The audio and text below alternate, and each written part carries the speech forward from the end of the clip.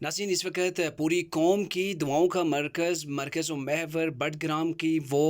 7 school के बच्चे हैं और उनका एक जो उनके साथ टीचर है जो कि चेयर लिफ्ट के अंदर फंसे हुए हैं, जिस चेयर लिफ्ट के 2 रस्से जो है वो टूट गए थे सुबह को ही, और एक रस्से के सहारे अभी तक वो हवा के अंदर मुअल्लिक है। और पाक आर्मी की जो रेस्क्यू टीमें हैं वो रेस्क्यू कर रही हैं। तकरीबन 2 से 3 हेलीकॉप्टर जो है वहाँ पे वो जारी हैं, वो काम कर रहे हैं, कोशिशें कर रहे हैं। और पहले सेशन के अंदर जो है वो बच्चों को, और जो उनका उस्ताद है उनको पानी और अद्वियात वगैरह जो है वो भेजी गई हैं, उनको सप्लाई की गई हैं। लेकिन यहाँ पे अफसोसनाक जो चीज़ मैंने देखी है इस रेस्क्यू ऑपरेशन के दौरान, कि सोशल मीडिया के ऊपर आप कोई भी चैनल जो लाइव जा रहा है उसके नीचे देखें, और स्पेशली ARY न्यूज़ चैनल के नीचे, तो जहाँ पे कौम दुआएं कर रही है, कौम के जो परेशानी के आलम के अंदर कौम डूबी हुई है, लोग दुआएं कर रहे हैं, और वहाँ पर एक ख़ास किस्म का तबका है जो कि पाक आर्मी के ख़िलाफ़ प्रोपेगेंडा कर रहा है। और ये जो इंसिडेंट हुआ है, जो हादसा हुआ है, जिसकी वजह से पूरी कौम परेशान है, इज़्तिराब का शिकार है, तो इसके ऊपर वो उँगलियां उठा रहे हैं कि ये भी एक जो है वो प्रोपेगेंडा है, सोचा समझा मंसूबा है, जिसके तहत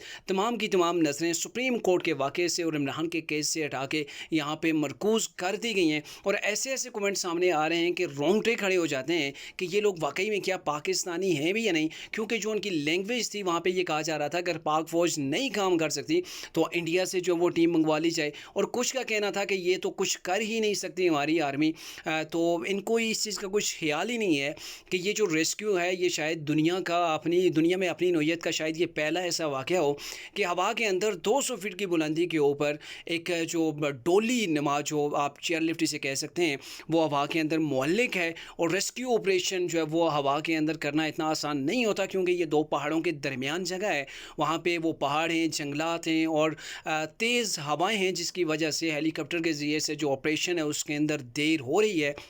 लेकिन ये लोग बिना सोचे समझे पाक आर्मी के खिलाफ प्रोपेगेंडा कर रहे हैं। और इस प्रोपेगेंडे के अंदर जो मैंने देखा है, जो स्क्रीनशॉट में स्क्रीन के ऊपर जो वो चला रहा हूँ, तो इसके अंदर ये देखा है कि बहुत से लोग वो हैं जो तहरीक इंसाफ की फ़ैन एंड फॉलोइंग है, और वो ये कह रहे हैं कि यहाँ पे आर्मी को बूस्ट करने के लिए